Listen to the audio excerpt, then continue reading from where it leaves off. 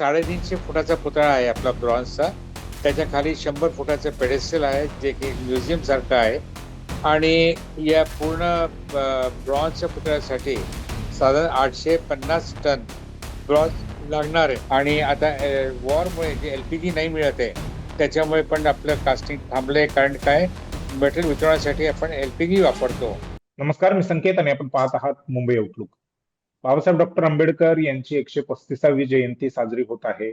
महाराष्ट्रातच नाही, देशातच नाही, तर जिथे जिथे बाबासाहेबांना मानणारा, त्यांचा अनुयायी असणारा वर्ग राहतोय, तर जगामध्ये सर्वच ठिकाणी ही जयंती साजरी होते. ही जयंती साजरी होत असताना बऱ्याच वर्षांपासून जी आपण चर्चा ऐकत आलेलो आहोत, त्या इंदू मिल स्मारकाबद्दल काय अपडेट आहे आणि त्या इंदू मिल स्मारकाला घेऊन ते स्मारक कधी लोकांसाठी ओपन होणार, खुलं होणार, हा खरा तर एक महत्वाचा प्रश्न आहे. त्या संदर्भामध्ये आम्ही त्या प्रकल्पाचे जे मुख्य आर्किटेक्ट आहेत, शशी प्रभू सर, त्यांच्याशी बोललेलो आहोत, त्यांच्याशी चर्चा केलेली आहे. त्यांची एक छोटी खाणी मुलाखत आम्ही घेण्याचा प्रयत्न केला आणि ते सर्व मुद्दे, सर्व प्रश्न जे तुमच्या मनामध्ये आहेत ते त्यांना विचारण्याचा आणि त्या प्रश्नांवरती त्यांच्याकडनं माहिती घेण्याचा आम्ही प्रयत्न केलेला आहे. ती मुलाखत तुम्ही मुंबई आउटलुकच्या युट्यूब चॅनलवर जाऊन बघू शकता. त्या स्मारकामध्ये जे बाबासाहेब डॉक्टर आंबेडकर यांचा जो महत्वाचा एक भाग आहे किंवा त्यांचा जो पुतळा आहे, तो पुतळा ज्यांनी बनवला, ज्यांनी ते शिल्प घडवलं, म्हणजे घडवत आहेत अर्थातच, ते राम सुतार यांचे चिरंजीव, त्यांचे पुत्र सुतार सर, अनिल सुतार सर आपल्या सोबत आहेत. सर, मुंबई आउटलुक मध्ये तुमचं स्वागत आहे आणि धन्यवाद की तुम्ही आम्हाला तुमच्या या नमस्कार. बिझी शेड्यूल मधून तुम्ही वेळ दिलेला आहे. सर, पुतळा म्हणजे पुतळ्यावरून एक वेगळं राजकारण महाराष्ट्रामध्ये देखील सुरू आहे. सोलापूर जिल्ह्यामध्ये अनेक ठिकाणी जे आहेत ते अनधिकृतपणे महापुरुषांचे पुतळे उभारण्याचं काम केलं गेलं. हा पुतळा जो आहे किंवा हे स्मारक जे आहे ते केंद्र सरकारकडून अधिकृतरित्या होत आहे आणि 2015 साली त्याचं भूमिपूजन झालं. काही अडचणींना सामोरे जात, काही नाही, बऱ्याच अडचणींना सामोरे जात, मग कधी निधीची कमतरता आहे, कधी पाऊस आहे, कधी आता आखातामध्ये जे युद्ध सुरू आहे त्याचा देखील काही प्रमाणामध्ये परिणाम जो आहे ते स्मारकाच्या बांधकामावरती होत असेल. मला तुमच्याकडून जाणून घ्यायचं आहे की हे स्मारकाचं काम कधीपर्यंत पूर्ण होईल आणि कधीपर्यंत लोकांसाठी ते खुलं केलं जाईल. पहिली गोष्ट म्हणजे की हा प्रोजेक्ट जरी खूप अगोदर सुरू झाला असेल 8-9 वर्षापूर्वी, पण आम्हाला जे पुतळ्या पूर्ण काम आहे ते 2024 एप्रिल मध्ये मिळालं, आम्हाला वर्क ऑर्डर मिळाली. तर आम्ही त्याच्यानंतर काम सुरू केलं आहे 2024 नंतर. म्हणजे त्याच्यामध्ये मग आम्ही 160 फुटाचा आपण थर्मोकोलचा पुतळा बनवला. त्याच्यानंतर त्याचं कास्टिंग सुरू आहे.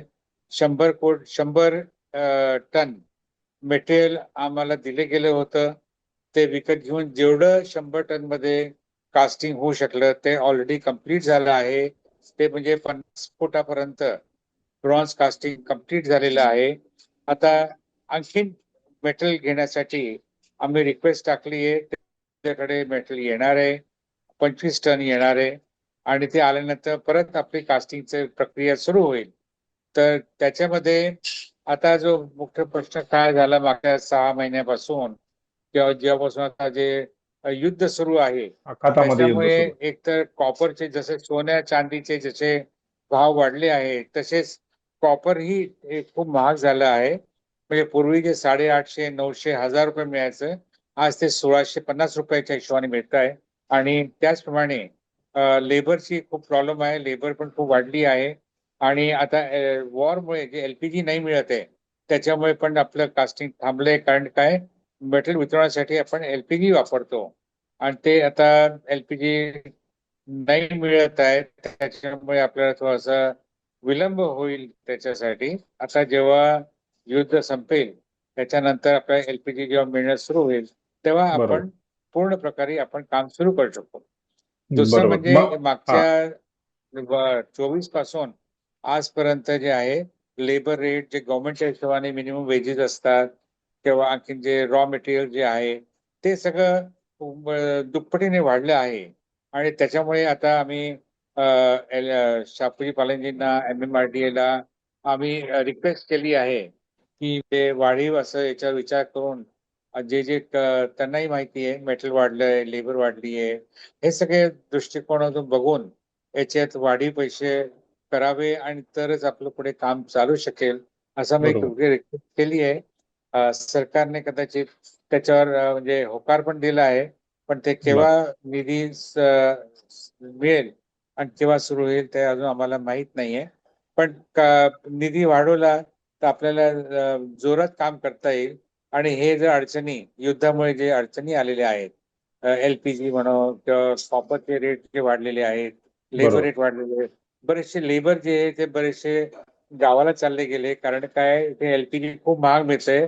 ब्लॅक मध्ये 500 रुपये केजीच्या हिशोबाने मिळते. म्हणून जे लेबर होते ते बरेचसे 40% लेबर आमचे चालले गेले गावाकडे, कारण त्यांना परवडत नाही गॅस बद्दल. तर या दृष्टीने काम सुरू आहे. पण आता आपल्या साईटवर इंदू मिलला 2 बूट जवळजवळ 45 टन वजनाचे 2 बूट तिथे आहेत. त्याच्या वरचे आणखीन 2 पार्ट्स म्हणजे पॅन्ट पर्यंतचा पार्ट आणखी आम्ही या आठवड्यात पाठवणार आहोत, दोघं पायांचे. आणि हे दोघं धरून आणि जे कास्टिंग झालेलं आहे ते आपण साधारण 50 फुटापर्यंत जे कास्टिंग झालंय त्याचं वेल्डिंग सुरू केलेलं आहे. आणि जसे जसे 10-10 फुटाचे पार्ट्स होत जातील आम्ही साईटवर पाठवून देऊ. आणि त्या याच्याने मग जेव्हा आतलं स्ट्रक्चर जेव्हा लागेल बिल्डिंगच्या वर, त्याच्यानंतर आपल्याला हे सगळे ब्रॉन्झचे पुतळ्याचे पार्ट्स लावता येतील. बरोबर. साधारण काय स्पेसिफिकेशन आहे पुतळ्याचं खास करून, म्हणजे उंची किती, वजन किती? बर, असं आहे की 350 फुटाचा पुतळा आहे आपला ब्रॉन्झचा. त्याच्या खाली 100 फुटाचं पेडेस्टल आहे जे की एक म्युझियम सारखं आहे. आणि या पूर्ण ब्रॉन्झच्या पुतळ्यासाठी साधारण 850 टन ब्रॉन्झ लागणार आहे. त्याच्यापैकी 100 टनचं कास्टिंग पूर्ण झालं आहे. बरं. आणि अजून स्टीलचं काम साईटवर सुरू झालं नाहीये आतलं स्ट्रक्चरचं. जेव्हा पण ते सुरू होईल त्याच्यानंतर आम्हाला जेव्हाही परवानगी मिळेल आम्ही बूट आणि किंवा त्याचे आणखी इतर पार्ट्स जे आहेत आम्ही ते ठेवायला सुरू करू शकतो. बरं. ते पार्ट्स तुम्ही जे म्हणताय ते तिथेच बनवले जात आहेत की बनवतात वेगळीकडे आणि मग त्याचं ट्रान्सपोर्टेशन करून ते फक्त नाही, असेंबल ते करायचं आमच्या काम आहे? इथे नॉयडाच्या फॅक्टरीमध्ये फाउंड्रीमध्येच कास्टिंग होतं, त्याला जोडले जातं, त्याला परत कापून ट्रान्सपोर्ट केले जातं. आणि तिथे मग हे जे मोठे मोठे पार्ट्स आहेत ते साधारण 10 असेंबल फूट करायचं उंच काम आहे. आणि 14 फूट लांब असे ट्रकमध्ये येतील असे असे आम्ही पार्ट्स केलेले आहेत आणि ते ट्रकनी पाठवले आहेत. तर जेव्हा ते स्ट्रक्चर लागेल मग क्रेननी उचलून हे, समजा आता 22 टनाचा आहे ते पार्ट्स आहे म्हणजे तिथे 4च पार्ट वेल्ड करायला लागणार आहे. बाकी लहान लहान पार्ट जे इथे कास्टिंग करतात ते इथे ऑलरेडी आम्ही कास्टिंग करून टाकलेले आहे. बरोबर. म्हणजे युद्धाचा परिणाम जो आहे तो ह्या सगळ्या इंदू मिलच्या स्मारकावरती देखील होतोय, नाही म्हटलं तरी. अं, जी. पुतळ्यावरून मला एक हा प्रश्न आहे की आपण बघितलं ते राजकोटला महाराजांचा जो पुतळा होता तो कोसळला आणि त्यानंतर मग एक वेगळा वाद त्याच्यावरून निर्माण झाला. अं, प्रशासनाला, सरकारला लोकांच्या संतापाचा सामना करावा लागला. तर ह्या पुतळ्याच्या संदर्भामध्ये म्हणजे इंदू मिलच्या स्मारकाच्या संदर्भामध्ये काय विशेष काळजी घेतली गेलेली आहे? कारण परिस्थिती दोघांकडे सेम आहे. ते समुद्रकिनारी होतं. हे जे स्मारक आहे बाबासाहेबांचं ते देखील समुद्रापासून जवळ आहे. खारे वारे आहेत, वेगाने येणारे वारे आहेत, पाऊस आहे. मुंबईतला पाऊस जास्त पडतो असं देखील एक इतिहास आहे मुंबईचा. तर ह्या सगळ्या जी. दृष्टिकोनातून काय काळजी घेतलेली आहे, कसं मटेरियल वापरलेलं आहे? अच्छा, मालवणचा जो पुतळा पडला होता त्याच्यानंतर आम्हाला सांगितलं होतं ते काम करायला. शेवटी आम्हीच तो पुतळा केला. 60 बरोबर. फुटाचा पुतळा आहे, तलवार 24 फुटाची आहे आणि खालचं पेडेस्टल 10 फुटाचं आहे. ते सगळं म्हणून 92 फुटाचे तलवारच्या टोकीपर्यंत बनतं. आणि आम्ही तो पुतळा 6 महिन्यात तयार केला. आणि जो पूर्वीचा त्याचा पुतळा होता तो ब्रासमध्ये बनलेला होता आणि शिवाय साधं लोखंड वापरलं होतं. बरं. मालवणच्या पुतळ्यामध्ये आम्ही ड्युप्लेक्स नावाचं स्टील वापरलंय जे IIT ने अप्रूव्ह केलं होतं. आणि जे ब्रॉन्झ आहे ते C903 वापरलं, ज्याच्यामध्ये 88% कॉपर असतं, 8% टिन असतं आणि 4% झिंक असतं. बरोबर. तेच मटेरियल ब्रॉन आपण आंबेडकर स्मारकासाठी, डॉक्टर भीमराव आंबेडकरांच्या पुतळ्यासाठी तेच मटेरियल वापरतोय. आणि हेच मटेरियल सरदार वल्लभभाई पटेलांच्या पुतळ्यामध्ये पण आम्ही तेच मटेरियल वापरलं होतं. आणि आतलं जे स्टील आहे ते IIT कडून अप्रूव्ह होऊन आणि बरेचसे इंटरनल टेस्ट करून स्टर्लिंग जे स्ट्रक्चरल इंजिनियर्स आहेत ते शापूजी परांजींनी सगळं त्याची व्यवस्था केलेली आहे. आणि त्या जे रेकमेंडेड होतं लोखंड किंवा ब्रॉन्झ आपण त्याचप्रमाणे हा पूर्ण पुतळा करतोय. तर जसं आपण मालवणला C903 वापरलं आहे तसंच हे पण आहे. म्हणजे समुद्राच्या किनारे जे पण पुतळे किंवा आपण आणि इथे विंड लोड जास्त असल्यामुळे बरोबर. C903 वापरलं जातं कारण ते हार्ड मटेरियल आहे आणि विंड लोड साठी ते उपयुक्त आहे. बरोबर. दुसरं असं की अं, पुतळ्यांवरून राजकारण होतंय जसं मी सुरुवातीलाच म्हणालो. नवीन संसद जे बनवलं गेलं, सेंट्रल विस्टा त्याचं नाव आहे, आणि त्या सेंट्रल विस्टावरती सम्राट अशोकाचं जे अशोक स्तंभ आहे त्या अशोक स्तंभाच्या सिंहाच्या जो काही हावभाव आहे त्याच्यावरून देखील एक वेगळा वाद, एक वेगळी चर्चा देशामध्ये आपल्याला पाहायला मिळाली. विरोधकांचं असं म्हणणं होतं की ते सिंह जे आहेत ते खूप हिंस्र त्यांचे हावभाव आहेत. बाबासाहेबांच्या हावभाव किंवा त्यांचं जे स्पेसिफिकेशन आहे, म्हणजे नॉर्मली बाबासाहेबांचा जो पुतळा असतो तो हातात संविधान आहे, एक हात पुढे केलेला आहे, तर काय नेमकं कसे हावभाव असतील बाबासाहेबांच्या चेहऱ्यावरती, कसं ते स्ट्रक्चर असेल? नाही म्हणजे आपण आम्ही बरेचसे पुतळे केले आंबेडकर साहेबांचे आणि याच्यामध्ये दिल्लीमध्ये पण 2-3 ठिकाणी पुतळे लागले. म्हणजे 15 जनपथला पुतळा लागलेला आहे आणि आणखीन एक ठिकाणी आहे नाव विसरलो पण तिथे 12 फुटाचा पुतळा लावला आहे. आणि आपले मुंबईचे जे स्कूल ऑफ आर्ट हिस्टॉरियन बरेचसे लोक आमच्या इथे येऊन गेले. 25 फुटाचा जो पुतळा केला होता तो बघितला. त्याच्यावर त्यांनी बरेच वेळेस सांगितलं काय काय चेंजेस असायला पाहिजे ते आम्ही केले. परत मग काही सरकार चेंज झाली, परत नवीन कमिटी आली, त्यांनी त्यांचा प्रस्ताव ठेवला की याच्यात हे चेंजेस असावे, तेही आम्ही केले. असे 4-5 वेळेस सगळे टीम येऊन गेले आहेत.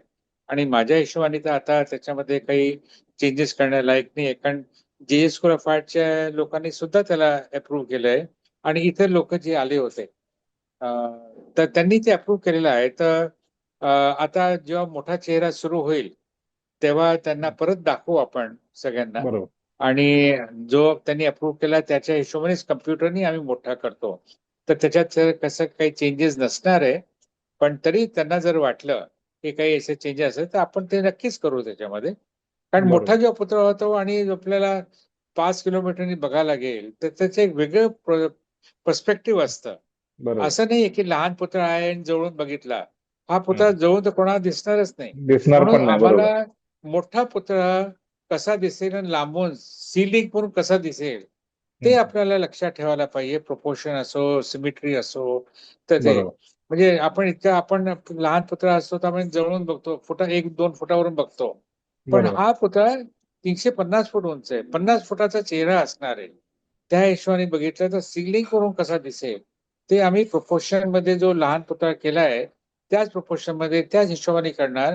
आणि जेव्हा मोठा होऊन जाईल तो हुबेहूब तसाच दिसेल जो आपल्याला सगळे अप्रिशिएट करतील त्याला.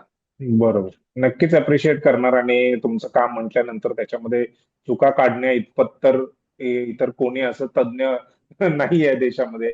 नाही कसं असतं ना आपल्याला आता बाबासाहेबांचे आंबेडकरचे जे आपले फोटो मिळतात ते हम्म. बरेच वेगवेगळे एजचे मिळतात. आणि बरोबर. त्याच्यामध्ये काही लोकांना कुठला फोटो आवडतो, काही लोकांना कुठला आवडतो. तर नक्की. त्याच्या बरोबर. हिशोबाने त्यांच्या मनामध्ये जी संकल्पना असते की अशी असायला पाहिजे त्या हम्म. दृष्टीने म्हणजे लोकांचा विचार असू शकतो की मी असा नाही बरोबर. तसा असावं. पण आता हम्म. इतक्या लोकांचे विचार आणि वेगळे वेगळे फोटो बघून एक पुतळा नाही करता येणार. तर आपल्याला बरोबर. जो एक पॉप्युलर फेस आहे जसा आहे त्याला आपण धरून चाललं म्हणजे सगळ्यांनाच ते योग्य वाटेल माझ्या हिशोबाने. बरोबर. बरोबर. अं, पुतळा उभा आहे, आणि म्हणजे आतापर्यंत बाबासाहेबांचे आपण जे पुतळे बघत आलेलो आहोत वेगवेगळ्या ठिकाणी, हैदराबादमध्ये देखील तसाच पुतळा उभारलेला आहे. तो आपणच केलेला आहे. हा तुम्हीच केलेलं, तेच तेच आता पुढे बोलणार होतो मी. तर तशाच पद्धतीचं आहे की त्याच्यामध्ये काही वेगळेपण नाही नाही देण्याचा तशा प्रयत्न केला? पद्धतीचं आहे. बरं. सेम त्याच पद्धतीचं आहे. बरं. हे कधीपर्यंत होईल? कारण आम्ही आता शशी प्रभू यांच्याशी चर्चा केली तर त्यांनी सांगितलं की त्यांचं काम जे आहे, त्यांच्या यांचं काम आहे ते या वर्षाच्या नोव्हेंबर महिन्यापर्यंत पूर्ण होईल. त्यानंतर मग पुतळा वर उभारणं, त्या सगळ्या गोष्टी ज्या आहेत ते डिसेंबर 2027 पर्यंत जाईल. तुमचा अंदाज काय आहे, कधीपर्यंत हे नाही, मीच लोकार्पण सांगितलंय, होईल? ती डेट मीच सांगितलेली आहे की म्हणजे बर. सगळं जर पैसे व्यवस्थित मिळाले, वाढीव मिळाले आणि टाइमशीर जर काम करता आलं, पैशांची मुबलकता असली, तर आपण 27 मध्ये 6 डिसेंबर पर्यंत करू शकू. पण आपल्याकडे जर मेटल नसलं, एलपीजी नसलं, लेबरची प्रॉब्लेम असेल आणि वाढीव पैसे नसतील, तर ते थोडंसं डिफिकल्ट आहे. सरकारला आपण पत्र लिहिलेलं आहे आणि मला वाटतं की सीएम साहेब त्याला नक्कीच म्हणजे त्यांनी अप्रुव्हल देतील आणि लवकर काम सुरू होईल. जितक्या लवकर आपल्याला पैशांची अडचण नसणार, तितक्या लवकर आपल्याला काम करता येईल. कारण मोठं काम बरोबर. आहे आणि त्याच्यामध्ये हे जे अडचणी जे आहेत, मेटलचे भाव वाढणं किंवा लेबरचे वाढणं किंवा लेबरची कमी होणं, आता ते म्हणजे आपल्याला आपल्या हातात नसतं ते. जर बरोबर. कॉपरचे भाव नसते वाढले तर कदाचित आपल्याला 100 टन आणखीन मेटल घेता आलं असतं आजपर्यंत. हम्म, पण हम्म. आज दुप्पटीने वाढल्यामुळे कमी मेटल आलं. एलपीजी बरोबर. नसल्यामुळे कास्टिंग नाही करता येत. लेबर कमी असल्यामुळे किंवा त्यांचेही रेट्स वाढून गेले. पूर्वी जे होते त्याच्याहून दुपटीने पैसे लोक मागतात कारण लेबर शॉर्टेज आहे म्हणून. तर बरोबर. आता अशी अडचणी आहे ते आमच्या हातात नाहीये. तर आम्ही बरं. तर पावसाचा पण काय सरकारला परिणाम सांगू होतोय शकतो ह्या की सगळ्या बांधकामाच्या कामावरती? पावसाचा पण काय परिणाम होतो? नाही, होईल ना, कारण का पाऊस खूप पडतो. तर बरोबर. पावसाळ्यामध्ये जेवढं आपण बाहेर काम करू शकतो इतर वेळेस, तेवढं पावसाळ्यामध्ये कमी होईल. होत कारण नाही. का जोरात पाऊस असतो, आडवा बरोबर. पाऊस असतो. त्याच्यामध्ये इलेक्ट्रिक वेल्डिंग करणं एक रिस्की काम आहे. तर म्हणजे जेव्हा जेव्हा पाऊस पडेल तेव्हा आपल्याला कदाचित काम थांबवावं लागेल. पाऊस थांबला की मग करू शकतो. याच्यामध्ये कसं असतं ना, की इलेक्ट्रिक करंटनी आपण करतो. आणि जर करंट लागला कोणाला काही प्रॉब्लेम झाला, इजा झालाय, तो एक प्रॉब्लेम होऊ शकतो. म्हणून ते रिस्क बरोबर. नको घ्यायला बरोबर. आपण. आणि बरोबर. मला असं वाटतं की सेफ्टी पॉईंट ऑफ व्ह्यू सरकार किंवा MMRDA किंवा हे सगळे लोक नक्कीच याला होकार देतील की पावसाळ्यामध्ये इलेक्ट्रिकवर काम करणं काम. जसं जोखीम बरोबर. असतं तसं नको करायला. तर आपण त्याच्या हिशोबाने पण विचार करून बघायला पाहिजे.